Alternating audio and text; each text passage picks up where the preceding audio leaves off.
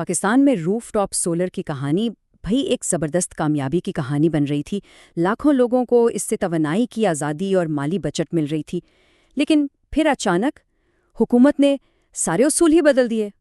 تو سوال یہ ہے کہ اس بڑی پالیسی تبدیلی کے پیچھے آخر چل کیا رہا ہے؟ چلیں مل کر اس کی گہرائی میں اترتے ہیں۔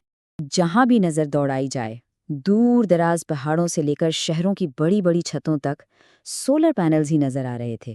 یہ صرف ایک ٹیکنالوجی نہیں تھی، بلکہ توانائی میں خود انحصاری کے لیے ایک قومی تحریک سی بن گئی تھی، جس سے لوگوں کو اپنے بجلی کے بلوں پر کنٹرول مل رہا تھا۔ اچھا، اس ساری کامیابی کے پیچھے ایک بڑا سیدھا سادہ سا سسٹم تھا جسے نیٹ میٹرنگ کہتے ہیں۔ اب یہ ہے کیا؟ اصول بہت آسان تھا۔ اگر کسی کے سولر پینلز ضرورت سے زیادہ بجلی بنا رہے ہیں تو وہ اسے گرڈز کو واپس بھیج دیتے۔ مہینے کے آخر میں بھیجی ہوئی بجلی اور گرڈ سے لی گئی بجلی کو برابر کر دیا جاتا تھا۔ بس اتنی سی بات تھی۔ ذرا اس بل پر ایک نظر ڈالیں۔ یقین کرنا مشکل ہے نا؟ یہ ایک اصلی بجلی کا بل ہے جس میں صارف کو 3 لاکھ روپے سے بھی زیادہ کا کریڈٹ ملا ہے۔ جی ہاں، بالکل صحیح سنا۔ بجلی کا بل ایک خرچ کے بجائے آمدنی کا ذریعہ بن گیا تھا۔ یہی وہ زبردست مالی فائدہ تھا جس نے ہزاروں لوگوں کو سولر کی طرف کھینچا۔ لیکن پھر کہانی میں ایک بہت بڑا ٹوسٹ آیا۔ وہ سسٹم جس نے ہزاروں لوگوں کو مالی طور پر مضبوط کیا، حکومت نے اچانک اسے بدلنے کا فیصلہ کر لیا، اور یہ فیصلہ ایسا تھا کہ سب حیران رہ گئے۔ اب اس تبدیلی کا جیب پر کتنا اثر پڑا، چلیں ایک مثال سے سمجھتے ہیں۔ فرض کریں کوئی صارف ہے جو 300 یونٹ گرڈ کو دیتا تھا اور 300 ہی استعمال کرتا تھا۔ پرانے سسٹم میں تو اس کا بل تقریباً 0 آتا تھا، لیکن اب نئے سسٹم میں وہی صارف تقریباً 10,000 روپے کا بل دے گا۔ مطلب زمین آسمان کا فرق ہے۔ تو سوال یہ ہے کہ آخر بدلا کیا ہے؟ دیکھیں، بنیادی طور پر 3 بڑی تبدیلیاں ہوئی ہیں۔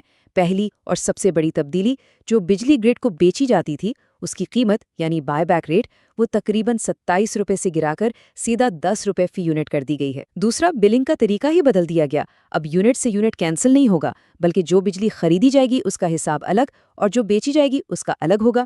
اور آخر میں نئے کانٹریکٹس جو پہلے 7 سال کے ہوتے تھے اب صرف 5 سال کے ہوں گے۔ یہ سب دیکھ کر ذہن میں ایک ہی سوال آتا ہے، بھائی اگر روف ٹاپ سولر اتنا کامیاب تھا، اتنے لوگ خوش تھے، تو پھر یہ اصول بدلنے کی نوبت کیوں آئی؟ اچھا، اس سوال کا جواب ہمیں صارفین کی چھتوں پر نہیں ملے گا۔ اس کے لیے ہمیں ذرا پیچھے ہٹ کر پوری بڑی تصویر دیکھنی ہوگی، یعنی ہمارے قومی پاور گرڈ کی۔ اصل کہانی دراصل وہیں چھپی ہے۔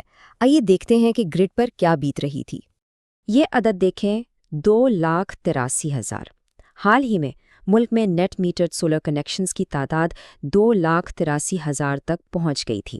اب یہ تعداد اتنی تیزی سے بڑھی کہ اس نے ہمارے پرانے بجلی کے نظام پر بہت ہی زیادہ دباؤ ڈالنا شروع کر دیا۔ اچھا، اس دباؤ کی ایک بہت بڑی ٹیکنیکل وجہ ہے پیک شفٹنگ۔ اب یہ کیا چیز ہے؟ دیکھیں، ہوتا یہ ہے کہ دن کے وقت جب سورج چمک رہا ہوتا ہے اور سارے سولر پینل بجلی بنا رہے ہوتے ہیں تو گرڈ سے بجلی کی مانگ ایک دم گر جاتی ہے۔ لیکن جیسے ہی شام ہوتی ہے اور سورج ڈوبتا ہے تو اچانک ہر کوئی ایک ساتھ گرڈ کی بجلی استعمال کرنا شروع کر دیتا ہے۔ اس سے ہوتا یہ ہے کہ بجلی کی ڈیمانڈ میں ایک دم سے بہت بڑا اچھال آ جاتا ہے۔ یہ چارٹ اس مسئلے کو بالکل صاف دکھا رہا ہے۔ خاص طور پر یہ جو اورنج لائن ہے اس پر غور کریں۔ یہ حالیہ سالوں کو دکھا رہی ہے۔ دیکھیں، دن کے وقت گرڈ کی ڈیمانڈ میں کتنی گہری وادی بن گئی ہے، اور پھر شام کو ڈیمانڈ کی چوٹی پہلے سے بھی کہیں زیادہ اونچی ہو گئی ہے۔ اب شام کو جو یہ ڈیمانڈ کا پہاڑ کھڑا ہو جاتا ہے، اسے پورا کرنے کے لیے گرڈ آپریٹرز کو اپنے سب سے مہنگے پاور پلانٹس چلانے پڑتے ہیں۔ تو اس سے ایک بڑا مالی مسئلہ کھڑا ہو جاتا ہے۔ دن میں سستی سولر بجلی خریدو اور رات میں مہنگی بجلی بیچو۔ یہ تو سیدھا نقصان کا سودا ہے۔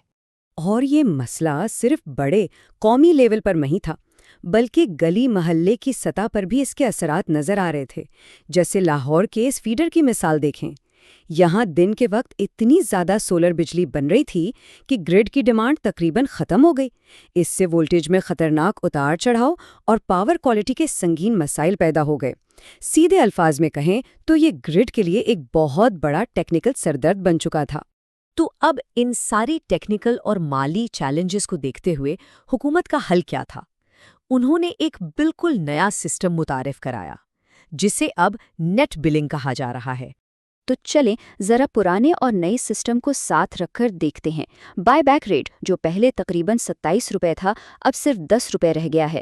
بلنگ کا طریقہ جو پہلے یونٹ سے یونٹ کٹ جاتا تھا اب الگ الگ حساب کتاب پر آ گیا ہے، اور ان سب کا نتیجہ کیا نکلا؟ نتیجہ یہ ہے کہ جو سرمایہ کاری پہلے 3 سے 5 سال میں واپس آ جاتی تھی اب اس میں اندازاً 10 سے 12 سال لگ جائیں گے۔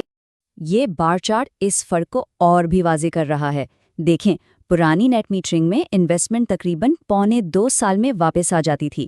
نئی نیٹ بلنگ کے تحت یہی ٹائم بڑھ کر 4.5 سال ہو گیا ہے، اور اگر اس میں سیلز ٹیکس بھی شامل کر لیں تو پھر تو بات 7.5 سال تک پہنچ جاتی ہے۔ اچھا، حکومت اور بجلی کی کمپنیوں کا اس پر کیا کہنا ہے؟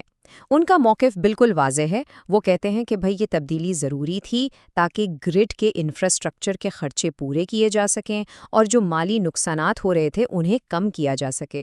تو اب ان ساری تبدیلیوں کے بعد سوال یہ اٹھتا ہے کہ پاکستان میں سولر پاور کا مستقبل کیا ہے؟